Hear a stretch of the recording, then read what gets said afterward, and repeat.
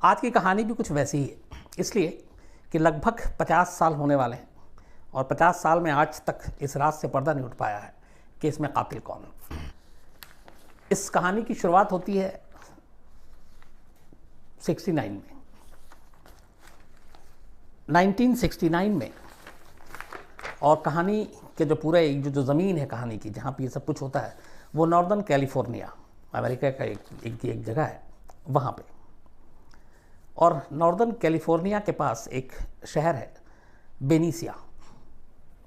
20 दिसंबर 1968 ये पहली चीज़ हुई थी जो रिपोर्ट दर्ज की गई थी, जो रिपोर्ट लिखी गई थी। इस बेनिसिया शहर में 2 हाई स्कूल के स्टूडेंट, जिनमें से एक का नाम था डेविड और उसकी एक गर्लफ्रेंड थी बेटी, ये दोनों एक कार में स्कूल के बाद निकले। दोनों चुके लवर थे। इसके बाद कार एक जगह पे सन्नाटे में रोक के और दोनों गाड़ी में बातचीत कर रहे थे। तभी एक दूसरी कार इनके पास आती है। कार से एक शख्स उतरता है। उतरने के बाद अचानक उसके हाथ में एक पिस्टल था। वो डेविड और जो बेटी थी उसकी तरफ देखता और ताबड़तोड़ गोलियां चलाना शुरू कर देता, बिना कोई बात किए हुए, बिना कुछ पूछे पाछे। बेटी जो डेविड था, वो गाड़ी में गोली उसको जब लगती है तो वो तो गाड़ी के अंदर ही दम तोड़ देता है। लेकिन बेटी उससे बच के किसी तरीके से वहाँ से भागने की कोशिश करती है गाड़ी से उतरकर। तब ये पीछे से उसको भागते हुए 5 गोली मारता है और 5 गोली लगने के बाद बेटी भी दम तोड़ देती है। उसके बाद ये शख्स अपनी गाड़ी में बैठता और चला जाता है। बाद में कुछ अजनबी उस गाड़ी को देखते हैं, पुलिस को इन्फॉर्म करते हैं। 2 कत्ल की बात सामने आती है। कातिल कौन, किसी को नहीं मालूम। इसके करीब कुछ महीने बाद 4 जुलाई को इस जगह पे जहाँ पे डेविड और बेटी को गोली मारी गई थी, सिर्फ 5 किलोमीटर वहाँ से दूर एक वहाँ पे शहर का एक मशहूर गोल्फ कोर्स है, उसके नज़दीक एक और कपल अपनी गाड़ी में बैठा हुआ था। इनकी भी उम्र 19 और 22 साल के दरमियान थी। डेविड और बेटी की भी उम्र ऐसी थी, 19 और 21 साल के दरमियान। इनकी भी वैसे ही थी। तो ऐसे ही इसमें जो थे ये डार्लिन और एक मैथ्यू, ये दोनों भी लवर थे, गाड़ी में बैठे हुए थे। तभी अचानक एक गाड़ी फिर इनके करीब आके रुकती है और एक शख्स, इनके, ये शाम का टाइम हो गया था, अंधेरा लगभग हो गया था, टॉर्च की रोशनी मारता है। फिर इससे पहले कि दोनों कुछ समझ पाते, वो अंधाधुंध कार के अंदर गोलियां चलाना शुरू कर देता है। जो लड़की थी डार्लिन, वो मौके पर ही दम तोड़ देती है। लेकिन माइकल जो है वो किसी तरीके से वहाँ पे कोशिश करता बच के भागने की। हालांकि उसके चेहरे, गर्दन और सीने पे गोली उसके भी लगी, लेकिन उस गोली को लगने के बावजूद माइकल की मौत नहीं होती। वो सीरियस हो जाता है लेकिन मरता नहीं है, जिंदा बच जाता है।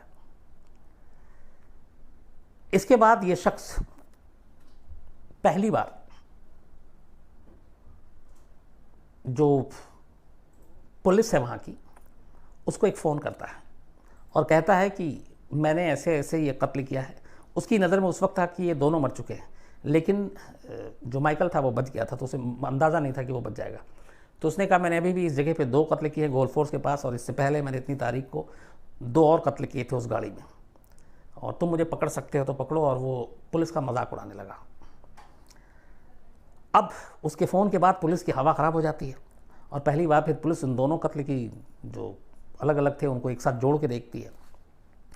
और एक चैलेंज किया था किसी ने पुलिस को, तो वैसे ही पुलिस थोड़ी और भी बौखलाई हुई थी कि ऐसा कौन हो सकता है। लेकिन पुलिस अभी तफ्तीश करती, जांच आगे बढ़ाती, इससे पहले एक और अजीब चीज़ होती है। इस 2 कत्ल के अगले ही दिन वहाँ के 3 लोकल न्यूज़पेपर के पास एक पैकेट आता है और उस पैकेट में एक गुमनाम चिट्ठी थी। और उस चिट्ठी में ये लिखा था कि शहर में अभी 12 कत्ल और होने हैं और मुझे, वो कातिल मैं हूँ। और उसके साथ साथ उसने जो चीज़ लिखी थी उसमें लिखा था कि मुझे लोगों को मारने में बहुत मज़ा आता है। मुझे लगता है कि जो जंगली जानवर हैं उनसे ज़्यादा इंसानों को मार के खुशी होती है, क्योंकि इंसान से बड़ा कोई जानवर नहीं है। उसने ये भी लिखा कि मैं इसलिए इन लोगों को मारता हूँ क्योंकि इसके बाद जब मैं स्वर्ग में जाऊँगा तो जो लोग मेरे हाथों से मारे जाएंगे वो सब स्वर्ग में मेरे ग़ुलाम होंगे। तो मैं ऐसे ग़ुलामों की लंबी लिस्ट चाहता हूँ और इसीलिए इन लोगों को एक एक कर मार रहा हूँ, क्योंकि जब मैं स्वर्ग में जाऊँ तो मेरे ग़ुलामों की तादाद ज़्यादा हो, जो मेरे इशारे पे वहाँ काम करेंगे। उसके बाद इसने उसमें जो लेटर लिखा उसमें कुछ ऐसे इसने अलग अलग गुप्त साइन भेजे, आड़ी तिरछी, कोई सर्किल, कोई स्क्वायर, और उसने ये भी कहा कि ये जो पूरा कोडेड जो हम भेज रहे हैं तुमको, एक तरह के कोडेड मजमून है, अगर तुम इस मजमून को पढ़ लो, समझ लो, मेरे ये जो इशारे में बात कह रहा हूँ, तो तुम मुझ तक पहुँच जाओगे, और अगर नहीं समझ पाए तो फिर तुम मुझे कभी पकड़ नहीं पाओगे। इसने ये लेटर भेजा, और उस लेटर की सबसे ख़ास बात यह थी कि उसने ये लिखा कि अभी मुझे 12 कत्ल और करने हैं, और अगर ये मेरा लेटर अखबार के पहले पन्ने पे, फ्रंट पेज पे नहीं छपा तो फिर मैं और कत्लेआम करूँगा। तब न्यूज़पेपर को जब ये मिला तो फिर उनकी भी वो हुई कि क्या करें, अगर ना छापें तो वो कहीं और बेकसूरों को ना मारे। तो पहली बार ये लेटर मजबूरी में, हालांकि इसके छापने से पैनिक भी फैल सकता था, लेकिन फिर अखबार ने फैसला किया कि अगर ये वाकई सच में यही कातिल है तो फिर ये और ऐसा कत्ल ना करे। तो उसके मजमून, उसके लेटर को, उसकी धमकियों को अखबार ने छापा। छापने के बाद पहली बार लोगों को इस गुमनाम कातिल के बारे में पता चला। इसके बाद उसने कुछ और लेटर भेजे, फिर उसने खुद ही अपना नाम का खुलासा किया, और वो नाम का खुलासा ऐसे था कि उसने जेड बनाया और जोडियक लिखा। तो उसने अपना एक कोड नेम दिया जोडियक, और उस जोडियक के ज़रिए उसके बारे में लोगों को पहली बार जानकारी मिली। और उसका ये भी कहना था कि जो मैं मैसेज भेज रहा हूँ अलग अलग तरीके से, उसको आप डिकोड कर लो तो मुझ तक आ जाओगे, उसको डिकोड नहीं करोगे तो मुझ तक नहीं आओगे। पुलिस ने, लैंग्वेज एक्सपर्ट ने, बहुत सारे लोगों ने कोशिश की, लेकिन उसके मैसेज को कभी कोई समझ ही नहीं पाया। इस बीच में थोड़ा दिन बीतता है, अखबार में भी खबर छप गई, फिर पुलिस ने भी इन्वेस्टिगेशन शुरू की। 27 सितंबर 1969 की डेट आ जाती है। इस बीच जोडियक ने 2 और कत्ल कर दिए थे, और इस बार भी दोनों कपल थे जो सुनसान जगह पे थे, और उनको इस बार पहली बार अब तक जो कत्ल किए उसने वो गोली से किए थे, पिस्टल से किए थे। ये दोनों पहला कत्ल था जो उसने खंजर से किए थे, चाकू से किए थे। और इस कत्ल को करने के बाद ये दोनों भी कार में सवार थे। उस कार में भी ये अपने जोडियक के साइन लिखता है और एक मैसेज छोड़ता है, और वो यही मैसेज था कि तुम मुझे पकड़ सकते हो तो पकड़ लो। और ये भी था कि पुलिस को चढ़ाने के लिए कि ये इस पुलिस की इतनी औकात नहीं है कि वो मुझ तक पहुँच सके। अब पूरी कैलिफोर्निया की जो पुलिस है इसमें लग जाती है, जांच करती है, लेकिन इसका कोई सुराग नहीं। बहुत सारे सस्पेक्ट को उठाया जाता है, पूछताछ की जाती है, पर कोई पता नहीं चलता। धीरे धीरे वक्त बीतता है, कई और जगहों से ऐसी लाशें मिलती हैं, बट लेटर आने का सिलसिला बंद हो जाता है। उसके बाद कहते ये हैं कि जो पुलिस है कैलिफोर्निया की, वो रिकॉर्ड पे कहती है कि जोडियक ने 5 कत्ल किए, लेकिन वहाँ की जो न्यूज़पेपर और जो वहाँ के डिटेक्टिव प्राइवेट और बाकी लोग हैं, और जो लाशें मिली थी और जो मारने का तरीका था, उसके हिसाब से कहते हैं कि उसने कुल, जोडियक ने 37 कत्ल किए, 37 लोगों को मारा। 37 लोगों को मारने के बाद जोडियक कभी पकड़ा नहीं गया। कुछ बीच बीच में उसने लेटर लिखे थे, और ऐसे उसने 408 सिंबल थे जो, जिसको साइफर कहते हैं, अलग अलग तरीके से उसने जो शब्द भेजे। कहते हैं कि उनमें से सिर्फ और सिर्फ 18 ऐसे लेटर थे जिसको डिकोड किया गया, और उस लेटर के ज़रिए बाकी कुछ जानकारी इसलिए नहीं मिली कि बाकी के 408 को कोई डिकोड ही नहीं कर पाया था कि वो एग्जैक्ट था क्या। अब जब ये सारी चीज़ें हुई, छानबीन चली, पुलिस की टीमें लगी, इसी बीच में FBI इसमें उतरती है, क्योंकि वहाँ पे खबरें छपने लगी 37 लोग, और जोडियक अभी भी आज़ाद है, कौन है, क्या हो सकता है, किसी के भी बीच में हो सकता है। तो एक दहशत, एक खौफ सबका आलम था। पुलिस अपना पूरा काम कर रही थी, लेकिन वो कातिल तक पहुँच ही नहीं रही थी। इस बीच में ये कई बार ऐसे जो हैलोवीन के जो कार्ड होते हैं, जो एक फेस्टिवल साल में एक दिन मनाया जाता है, उसमें भूत उस टाइप के मुखौटे, और वो एक जर्नलिस्ट जो इसको कवर कर रहा था, वहाँ के न्यूज़पेपर जो 3 लेटर भेजा गया था उसमें से एक क्रॉनिकल न्यूज़पेपर भी था। उसका जर्नलिस्ट जो जोडियक की स्टोरी को कवर कर रहा था, वो भी एक क्राइम रिपोर्टर था, उसको उसने एक ये कार्ड भेजा था, और इस कार्ड के साथ ये भी उसने अपना साइन भी भेजा था, जोडियक का Z, और ये कहा था कि उसके लिए भी जो है वो बहुत बुरे दिन आने वाले हैं। हालांकि ऊपर वाले का करम है कि उसके साथ ऐसा कुछ हुआ नहीं। वक्त बीतता गया, इस दौरान में कई लोगों पे शक हुआ।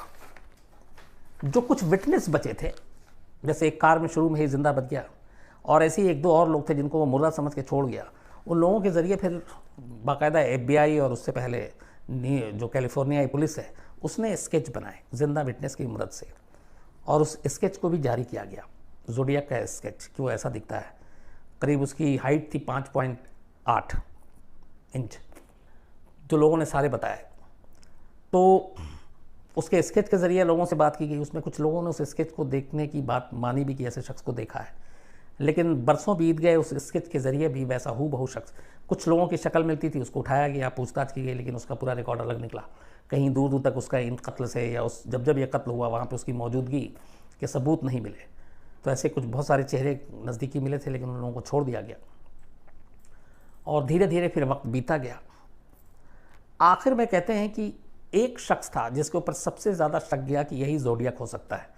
उस शख्स की 2-3 चीज़ें थी जिसकी वजह से, एक उसकी पैदाइश 1933 की थी और जब यह कत्ल हो रहा था तब अराउंड उसकी उम्र 40 साल थी, और जितने भी जो विटनेस थे उन्होंने बताया था कि जो कातिल है वो 5.8 उसकी हाइट है और करीब 38-40 साल की उम्र होगी।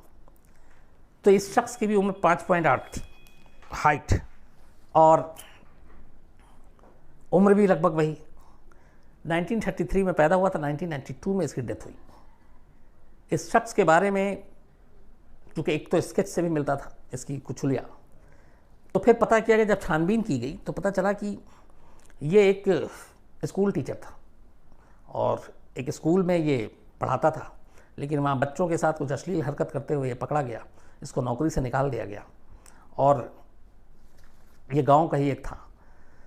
और बाद में फिर जब ये निकाल दिया गया, फिर इसकी एक गर्लफ्रेंड थी जिसने इसको छोड़ दिया या उससे बनी नहीं, तो कहा गया कि इसीलिए ये सिर्फ यंग लवर को ही अपना निशाना बनाता था और उन्हीं को मारता था और ये वही ज़ोडियक है। तो ऐसे बहुत सारी चीज़ें मिली, पुलिस इस तक पहुंची, लेकिन जब छानबीन की गई सबसे ज़्यादा शक इसी पे था, इस शख्स पे, और इसका नाम था आर्थर ली एलन।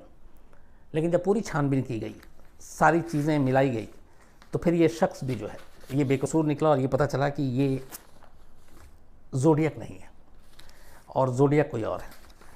उसके बाद कई और लोग आए, आखिरकार कहीं से भी जब कामयाबी नहीं मिली, तब 2004 अप्रैल 2004 में कैलिफोर्नियाई पुलिस ने थक हार कर, करीब 35 साल हो गए थे, इस केस को क्लोज़ कर दिया कि ज़ोडियक नाम का कोई कातिल हमें नहीं मिला।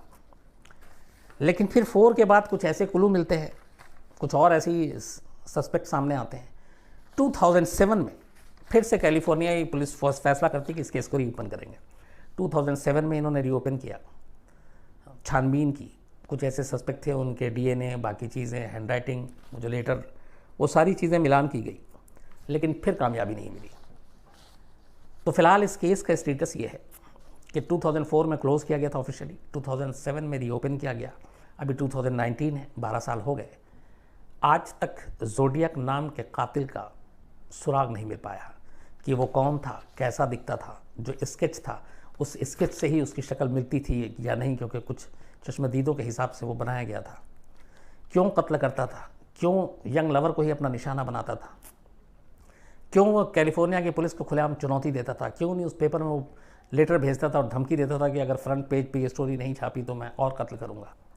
तो ऐसे बहुत सारे क्यों हैं, लेकिन पिछले करीब 50 साल से इनमें से किसी भी क्यों का कोई जवाब अब तक दुनिया के सामने नहीं आया। लेकिन ये कहते हैं कि उसके हाथ से करीब 37 कत्ल हुए, 37 लोगों को उसने मारा, लेकिन वो कौन था, क्यों मारता था, ये सारा आज भी एक राज है। तो ये थी कहानी ज़ोडियक सीरियल किलर की, जो दुनिया के कुछ ऐसे गिने चुने सीरियल किलर हैं जिनके बारे में आज भी पुख्ता तौर पे कोई जानकारी नहीं है। इस पर कई फिल्म भी बनी है, सीरियल भी बने हैं, और ये भी एक राज है।